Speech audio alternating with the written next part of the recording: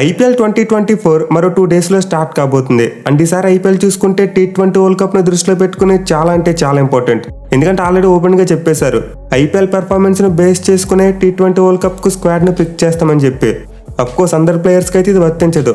కొంతమంది ప్లేయర్స్కి IPL performance సంబంధం లేకుండా డైరెక్ట్గా స్క్వాడ్లోకి వచ్చేస్తారు ఫిట్గా ఉంటే. బట్ మిగతా ప్లేయర్స్కి చూసుకుంటే మాత్రం ఈ ఐపీఎల్ T20 వరల్డ్ కప్కి ముందు ఒక పెద్ద ఎగ్జామ్ లాంటిదే.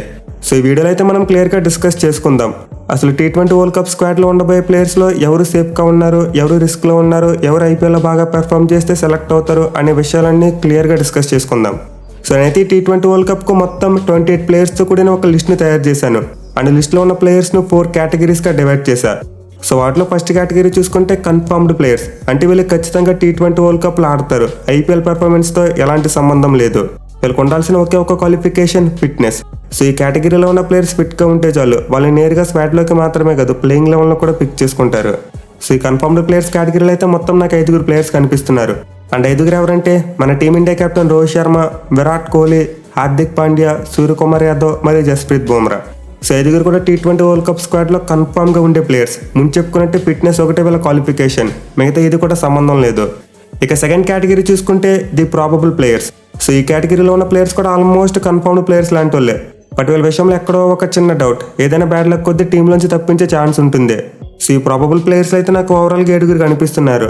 అండ్ వాళ్ళే యశస్వి జైస్వాల్, శుభ్మన్ గిల్, రింకు సింగ్, అక్షర్ పటేల్, రవి బిష్ణోయ్, మొహమ్మద్ సిరాజ్ మరియు హర్షదీప్ సింగ్. సో 7 ఆటగాళ్ళు కూడా T20 వరల్డ్ కప్లోకి సెలెక్ట్ అయ్యే అవకాశాలు చాలా పుష్కలంగా ఉన్నాయి. ఇన్ఫాక్ట్ 90% ఛాన్స్ ఉంది. మేబీ బ్యాడ్లో కొద్ది ఎవరో ఒకరిద్దరు ప్లేయర్స్ మాత్రమే సెలెక్ట్ అవ్వకపోవచ్చు. సో ఈ ప్రాబబుల్ ప్లేయర్స్ లిస్ట్లో ఉన్న వాళ్ళలో మినిమం 5 ప్లేయర్స్ అయినా సెలెక్ట్ అవుతారు. అండ్ మాక్సిమం చూసుకుంటే 7 సెలెక్ట్ అయినా మనం ఆశ్చర్యపోనవసరం లేదు. బట్ ఇన్వే కన్ఫర్మ్డ్ ప్లేయర్స్తో పోల్చుకుంటే 7 కొంతవరకు ఐపీఎల్ కీలకం. అంటే మరీ దారుణంగా పెర్ఫామ్ చేసి ఫామ్ కోల్పోతే టీంలోకి సెలెక్ట్ చేయకపోవచ్చు. బట్ యావరేజ్గా పెర్ఫామ్ చేసినా లేకపోతే బాగా పెర్ఫామ్ చేసినా డెఫినెట్లీ వీళ్ళని టీంలోకి తీసుకుంటారు. మరీ దారుణంగా అట్టర్ ఫ్లాప్ అయితేనే టీంలో ఉండకపోవచ్చు. సో మీకు ఇంకా అర్థమయ్యేలా చెప్పాలంటే లిస్టులో ఉన్న బ్యాట్స్మెన్ 300 పరుగులు చేసినా సరే సెలెక్ట్ అయ్యే ఛాన్స్ ఉంటుంది.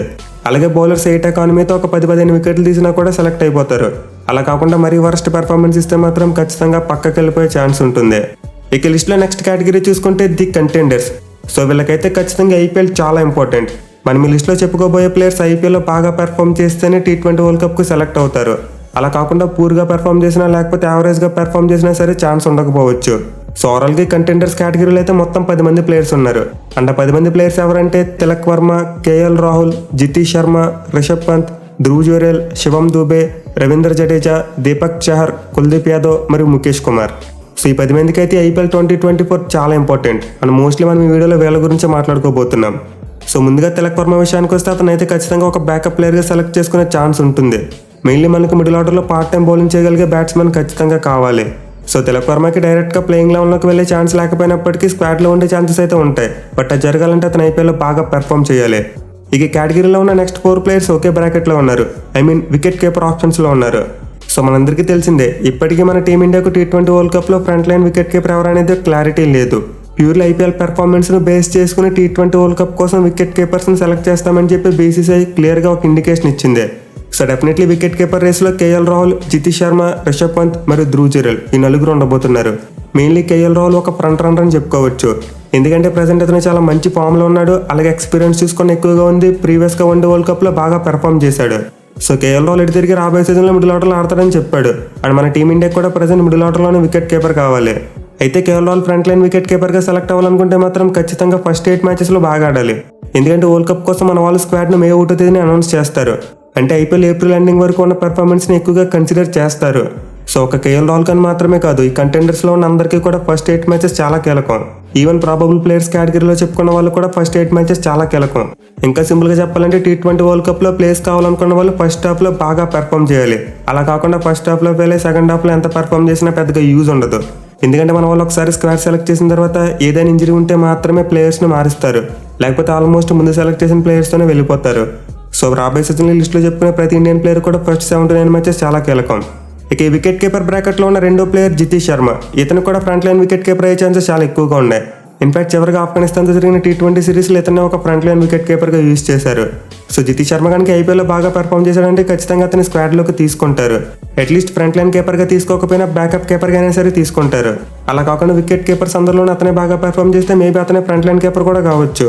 సో జితేష్ శర్మ కనుక బాగా పెర్ఫామ్ చేయగలిగితే ఖచ్చితంగా అతను సెలెక్ట్ అయ్యే అవకాశాలు చాలా ఎక్కువగా ఉన్నాయి. ఇక నెక్స్ట్ 2 కీపర్స్ చూసుకుంటే రిషబ్ పంత్ మరియు ధ్రువ్ జురేల్. వీళ్ళిద్దరికి కూడా సెలెక్ట్ అయ్యేందుకు చాలా మంచి అవకాశాలు ఉన్నాయి. మెయిన్లీ రిషబ్ పంత్ ఐపీఎల్లో వికెట్ కీపింగ్ చేసి బాగా పెర్ఫామ్ చేస్తే అతను కన్సిడర్ చేస్తామని చెప్పి ఆల్రెడీ జైసా చెప్పారు.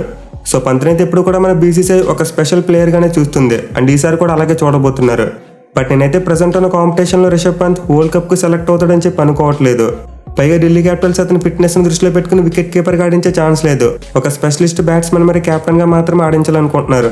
సో చూడాలి మరి రిషబ్ పంత్ ఏమైనా out of the box performance ఇచ్చి అందరిని సర్ప్రైజ్ చేసి వరల్డ్ కప్కు సెలెక్ట్ అవుతాడా లేదా అనేది. ఇక వికెట్ కీపర్స్ బ్రాకెట్లో ఉన్న last keeper Dhruv Jurel.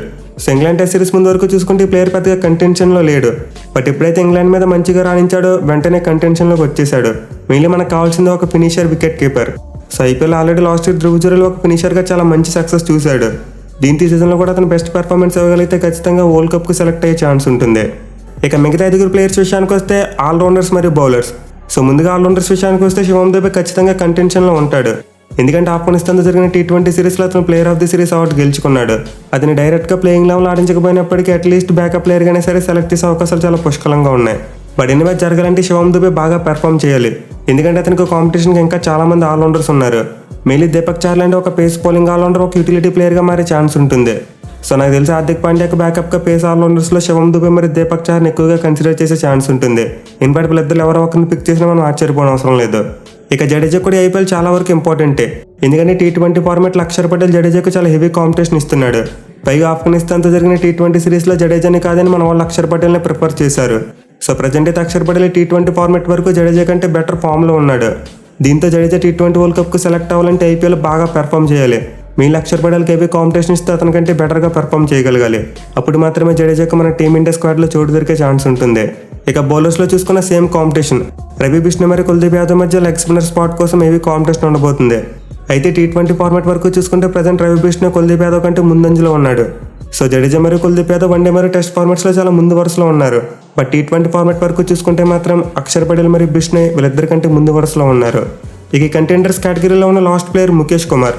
So Delhi Capitals team తరపున ఆడే ఇతను కూడా ఐపీఎల్ చాలా ఇంపార్టెంట్. మెయిన్లీ మన పేసర్స్లో బుమ్రా మరియు సిరాజ్కి బ్యాకప్ ప్లేయర్ కావాలి కాబట్టి ఖచ్చితంగా ముఖేష్ కుమార్ని ప్రిఫర్ చేస్తారు. బట్ అతను ఖచ్చితంగా సెలెక్ట్ అవ్వాలంటే ఐపీఎల్లో బాగా పెర్ఫామ్ చేయాలి. ఎందుకంటే పేస్ బౌలర్స్ విషయంలో కూడా మన టీమిండియాలో చాలా కాంపిటీషన్ ఉంది. ఒకవేళ మన వాళ్ళు 3 జెన్యూన్ ఫాస్ట్ బౌలర్స్ని తీసుకోవాలనుకుంటే అప్పుడు సిరాజ్, బుమ్రా మరియు హర్షదీప్ సింగ్నే తీసుకుంటారు. లేదు 4వ పేస్ బౌలర్ కూడా కావాలనుకుంటే అప్పుడు ముఖేష్ కుమార్ లాంటి వాళ్ళకి ఒక ఆపర్చునిటీ దొరుకుతుంది. బట్ దాన్ని గ్రాప్ చేసుకోవాలంటే ఖచ్చితంగా ఐపీఎల్లో బాగా పెర్ఫామ్ చేసి ఉండాలి. సో గైస్ ఇప్పుడు మనం చెప్పుకున్న 10 మంది కంటెండర్స్లో 4 to 5 ప్లేయర్స్కు T20 వరల్డ్ కప్లో సెలెక్ట్ అయ్యే ఛాన్స్ ఉంటుంది. ఇంకా సింపుల్గా చెప్పాలంటే వీళ్ళందరికీ 50% ఛాన్సెస్ ఉన్నాయి. ఇక చివరి కేటగిరీ చూసుకుంటే అన్లైక్లీ ప్లేయర్స్.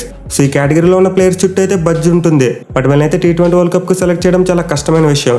సో ఈ కేటగిరీలో అయితే మొత్తం 6 ప్లేయర్స్ ఉన్నారు. అండ్ వాళ్ళే రుతురాజ్ గైక్వాడ్, శ్రేయస్ అయ్యర్, ఇషాన్ కిసాన్, సంజు శాంసన్, వాషింగ్టన్ సుందర్ మరియు ఆవేష్ ఖాన్. సో అరుగురులో మేబీ ఒక ప్లేయర్కు మాత్రమే T20 వరల్డ్ కప్లో ఆడేందుకు ఛాన్స్ రావచ్చు. అది కూడా వీళ్ళు ఐపీఎల్లో బేభత్సంగా పెర్ఫామ్ చేయడంతో పాటు లక్ కూడా కలిసి రావాలి. అంటే వీళ్ళకి కాంపిటీషన్ ఉన్న మిగతా ప్లేయర్స్ ఫెయిల్ అవ్వాలి. అప్పుడు మాత్రమే T20 వరల్డ్ కప్లోకి సెలెక్ట్ అయ్యే ఛాన్స్ ఉంటుంది. సో టాప్ ఆర్డర్తో పాటు మిడిల్ ఆర్డర్లో కూడా మనకి పెద్ద వేకెన్సీస్ లేవు కాబట్టి గైక్వాడ్ మరియు శ్రేయస్ అయ్యర్ సెలెక్ట్ అవ్వడం కష్టమే.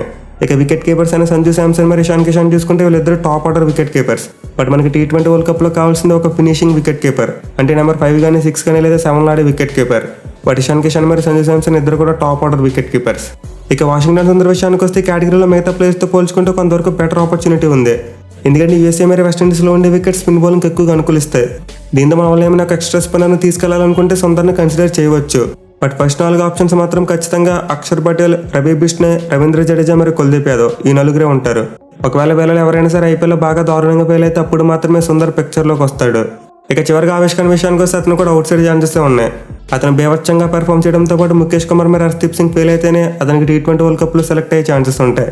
సో గైస్ నేనైతే ఇప్పుడు మనం చెప్పుకున్న 28 ప్లేయర్స్ నుండి మన టీమిండియా స్క్వాడ్ని పిక్ చేస్తారనుకుంటున్నా. మరి మీరు ఏ ప్లేయర్స్కి IPL 2024 బాగా కీలకం అనుకుంటున్నారో వాళ్ళ పేర్లను కింద కామెంట్ చేయండి. Thank you for watching. Have a nice day.